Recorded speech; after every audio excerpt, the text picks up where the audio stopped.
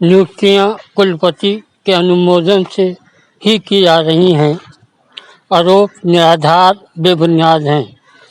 पूरनपुर गन्ना कृषक महाविद्यालय प्रधानाचार्य डॉक्टर सुधीर शर्मा ने बताया कि विद्यालय में नियुक्तियां कुलपति के अनुमोदन से की जा रही हैं। आरोप निराधार बेबुनियाद हैं। लोगों को का काम कहना है, उनका काम विद्यालय हित में काम करना है जो कर रहे हैं। सिंह ने जिलाधिकारी से शिकायत की है, जिसको लेकर मीडिया में हल्ला मचा हुआ है। आप पर गंभीर आरोप लगाया जा रहा है कि तैनातियों में आपने पैसा वसूला है, साथ ही कि चुनाव के दौर तैनाती नहीं होनी चाहिए। ये सब क्या है, इसको कैसे करके मैनेज करेंगे? नहीं, ऐसा नहीं है। हमारे कार्यकाल में मैंने 2016 में चार्ज लिया था। उससे पहले ये परंपरा रही है कि बिना विज्ञापन के नियुक्तियां होती रही। मेरे कार्यकाल में जो भी नियुक्तियां हुई वो विज्ञापन से हुई। बाकायदा कुलपति महोदय से विषय विशेषज्ञ प्राप्त करके विश्वविद्यालय में साक्षात्कार कराए गए और उनके अनुमोदन के पश्चात ही लोगों को कार्यभार ग्रहण कराया गया। जहां तक वर्तमान समय की नियुक्तियों का सवाल है, निश्चित रूप से जिलाधिकारी महोदय ने उस पर मुझसे रिपोर्ट मांगी थी। हमने ये प्रक्रिया हमारी दिसंबर में शुरू हुई थी। नियुक्ति करना प्रबंध तंत्र का काम है और नियुक्तियों में जहां तक सवाल है कि हमने कुलपति महोदय का से एक्सपर्ट मांगे थे। कुलपति महोदय ने एक्सपर्ट उपलब्ध कराए थे। उसके बाद में जब एक्सपर्ट प्राप्त हुए और विश्वविद्यालय में उसके साक्षात्कार कराए गए, निश्चित रूप से साक्षात्कार के बाद जितनी नियमानुसार प्रक्रिया है उसको अपनाया गया है और जिलाधिकारी महोदय को भी उससे अवगत करा दिया गया है। जहां तक मैं नहीं समझ पा रहा हूँ, संविदा पर काम करने वाले लोग जिनको बहुत कम वेतन दिया जाता है, उनकी नियुक्तियां चल रही है। तो ऐसे में इस तरह के आरोप लगाना ना तो मेरे संज्ञान में है, ना मुझे लगता है कि इस तरह से किसी ने आरोप लगाए होंगे। जहां तक चुनाव का सवाल है, ये प्रक्रिया हमारी दिसंबर में प्रारंभ हुई थी और महाविद्यालय में मैं फिर दोहराना चाहूंगा, महाविद्यालय में किसी प्रकार का कोई चुनाव नहीं चल रहा है। महाविद्यालय की प्रक्रिया अपनी अलग है क्योंकि उस शिक्षा के नियमानुसार संचालित होती है और हम जितनी भी नियुक्तियां करते हैं उसमें माननीय कुलपति महोदय उसमें विषय विशेषज्ञ नियुक्त करते हैं। उसके जो एक्सपर्ट होते हैं उनके निगरानी में विश्वविद्यालय में उसके साक्षात्कार कराए जाते हैं। कुलपति महोदय के अनुमोदन के पश्चात ही उनकी तैनातियां की जाती हैं।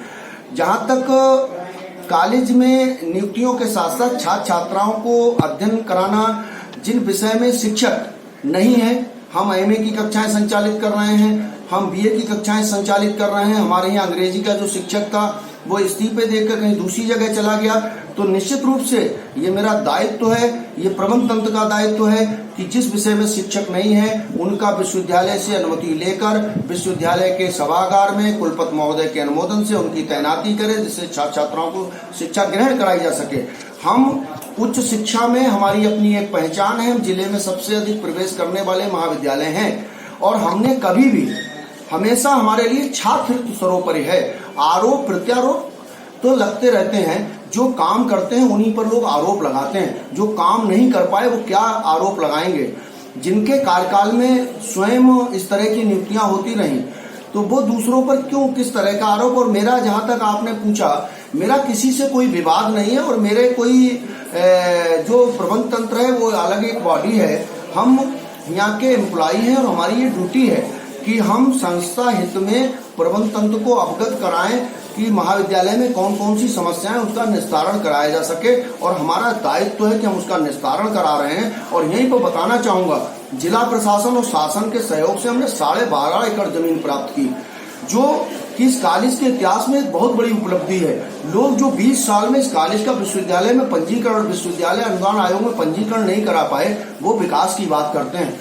हमने 2016 से पहले की पिक्चर देखी जा सकती है और वर्तमान की पिक्चर देखी जा सकती है। स्थिति आपके समक्ष होगी। आज हमारे बच्चे प्रशासनिक सेवा, रक्षा क्षेत्र, विभिन्न क्षेत्रों में काम कर रहे हैं। आज भी एक छात्र को हमने सम्मानित करने का काम किया था, वह छात्र हमारा एसएसबी में चयनित हुआ है।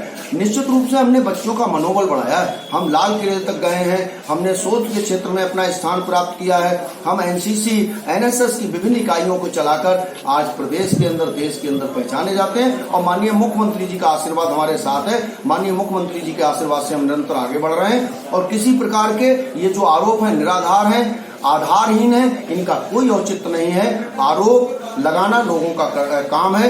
हमारा काम संस्था को आगे बढ़ाना है और हम संस्था हित में काम कर रहे हैं। उसमें किसी प्रकार का कोई ना तो मेरे ऊपर दबाव है और ना है मैं किसी दबाव में काम करने को तैयार हूं।